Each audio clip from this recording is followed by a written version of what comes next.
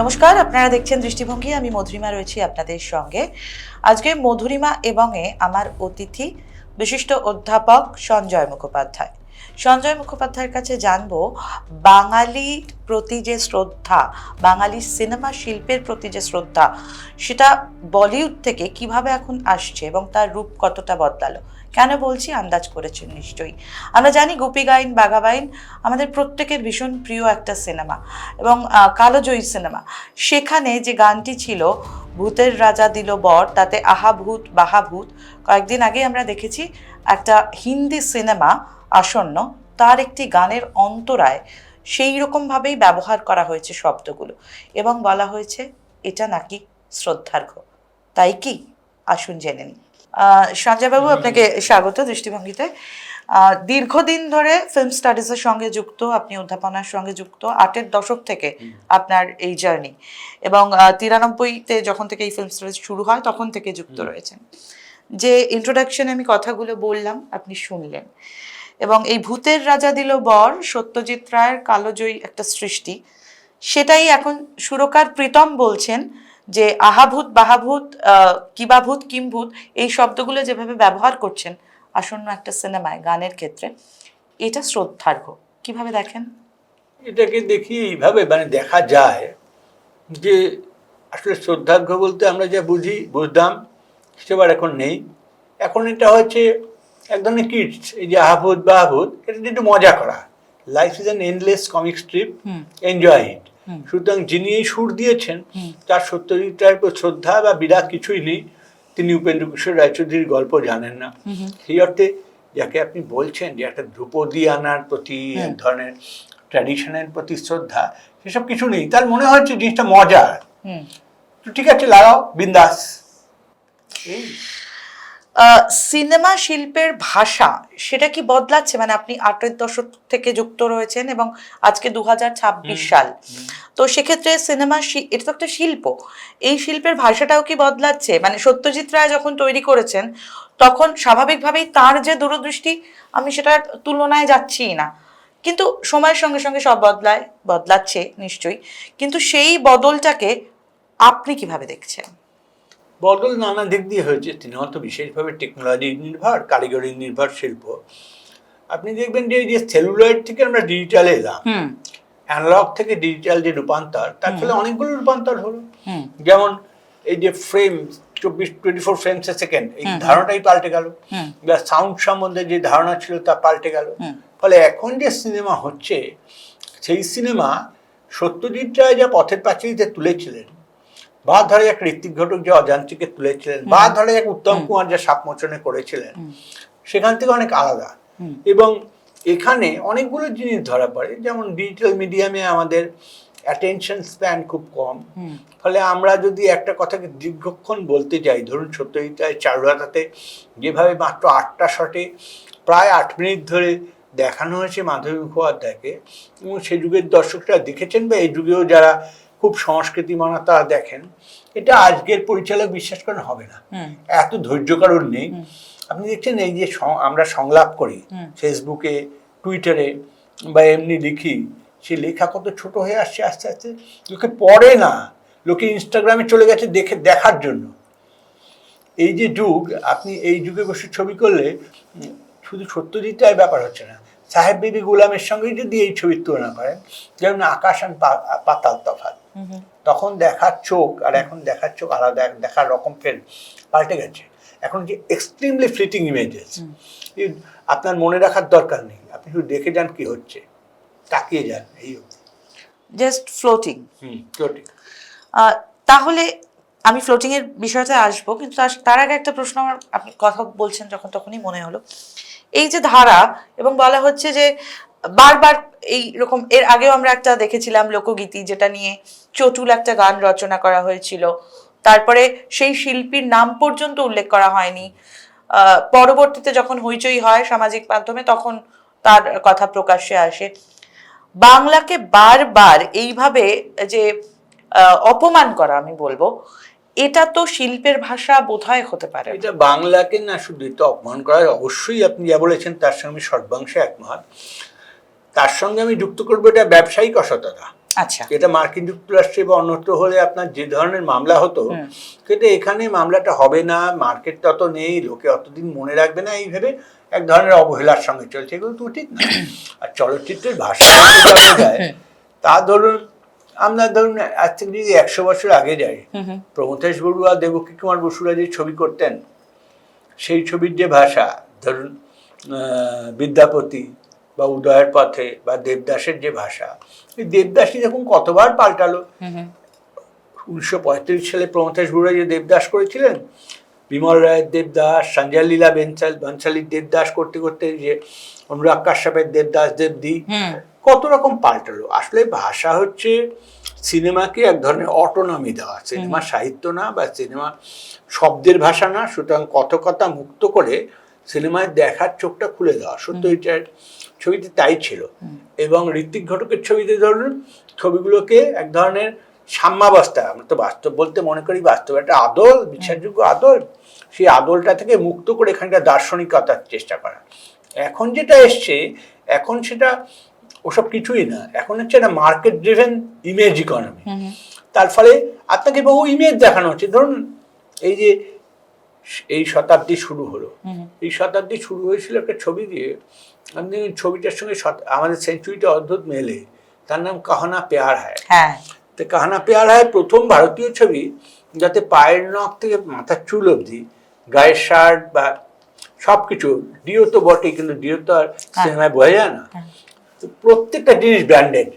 আপনি পেছনে দাঁড়িয়ে আছেন, আপনার প্যান্ট, আপনি চশমা খুলছেন, আপনার চশমা, এই যে কনজিউমারিজম, আপনাকে, আপনি ছিলেন দর্শক, আপনাকে বানিয়ে দিয়েছে কনজিউমার। এখানে ভাষা বদলাবেই। দোকানে গেলে আপনি শপিং মলে যে ভাষা, সেই ভাষা তো আপনার লাইব্রেরিতে না বা মুদির দোকানেও না। ভাষাটা বদলে গেছে। এবং আপনি খুব গুরুত্বপূর্ণ একটা কথা বললেন, যেখানে বলছেন যে সিনেমাটা শুধু দর্শক হিসেবে নয়, কনজিউমার হিসেবে। এবং এটা তো নিশ্চয়ই যারা ভাবছেন, ভেবে তো করছেন এই বিষয়টা, তারা তাহলে শুধু শিল্পের মাধ্যম হিসেবে সিনেমাকে ব্যবহার করছেন না। আদৌ না, এখন সিনেমা শিল্প হিসেবে দেখা হয়ও না। অন্তত বম্বেতে দেখা হয় আপনার একটা ধরনের কালচারাল প্র্যাকটিস হিসেবে। নোবডি ইজ বদার্ড উইথ শিল্প। আপনি যদি ভাবেন যে বম্বে, এখন আমি হিন্দি সিনেমার লোকেদের কথা বলছি, এই বিমল রায় বা গুরুদত্ত সেন্টারেই চলছে, আপনি বম্বেতে কি দেখছেন? পিয়াসা বা কাগজ কে ফুল, এইসব ছবি যদি আজ আসে, কেউ দেখবে না, কারণ পিয়াসার ওই বাত কুছ বানে হুই ওয়াহিদার আমাকে দেখার জন্য যে চোখ, যে মনোভাব, যে শিল্প সম্বন্ধে ধারণা দরকার, সেটা এদের নেই। এরা কোনোভাবে ফ্র্যাগমেন্টেড স্পেস দেখাতে চায়। এবং ধরুন নাচ, এই যে সব ছবি আসছে, ধরুন বাজিরাও মাস্তানি বা অন্য সব কিছু, এখানে কে দীপিকা পাড়ুকোনের মতন সুন্দরীকে, এমনকি একটা পেট্রিয়ার্কাল সোসাইটি, পুরুষতান্ত্রিক সোসাইটিও দেখতে চায়। আমরা আগে সায়রা বানু বা শর্মিলা ঠাকুরকে দেখতাম, এখন তো দেখতেও চায় না। শরীরে এত কাটা কাটা টুকরো, সবকিছু মিলিয়ে একটা কোলাজ, এর বেশি কিছু না। ফলে ওরা জানেন, যারা বানাচ্ছেন আমাদের থেকে বেশিভাবেই জানেন, যে কেউ আর পুরো কথকতা দেখতে চায় না। এটা একটা স্পেকটাকেল, প্যারেড অফ স্পেকটাকেল দেখে ভাবলো এবং হলো। এই যে দৃশ্য, আগে বম্বের রাস্তাঘাট, কলকাতার রাস্তাঘাট নিয়ে কত মাথা ঘামানো হতো, এখন হংকংয়ের রাস্তাঘাট কি ক্যালিফোর্নিয়া কি নরওয়ে, সমস্তই হয় স্টুডিওতে সিনথেটিক্যালি বানিয়ে নেয়, নয়তো একটা শুটিং করে আসে। কিন্তু এটাও খুব একটা অবাক কাণ্ড না, বা লোককে ইন্ট্রোডিউস করতে হয় না। তার কারণ এখন তো সারা বিশ্ব আপনার টিভির পর্দায়, সবাই জানে নরওয়ে কীরকম। আপনাকে নরওয়েতে গিয়ে বোঝাতে হবে না আপনি নরওয়ে কীরকম, একটা নরওয়ে এখানে বানিয়ে দিতে পারেন। লোকে শুধু চাইছে দৃশ্যান্তর, এক দৃশ্য দেখবে না। এটা কি কোথাও মানে ক্যামেরা অন হওয়ার আগে আপনার সঙ্গে কথা হচ্ছিল, তাতে আমরা দেখলাম যে ঘড়ির মাধ্যমে মোবাইলের জিনিস দেখা যায়, আপনি বললেন কত কিছু হয়ে গেছে। এই যে বদলটা, fast fast fast fast moving, এইটার কারণেই কি আপনার মনে হয় যে মানুষ বানিয়ে ফেলছে চটকের জন্য বা ওই কনজিউমার ওই ব্যাপারটা, কিন্তু ফাস্ট মানে দ্রুততর হতে গিয়ে বিষয়গুলোর গভীরতা কমে যাচ্ছে?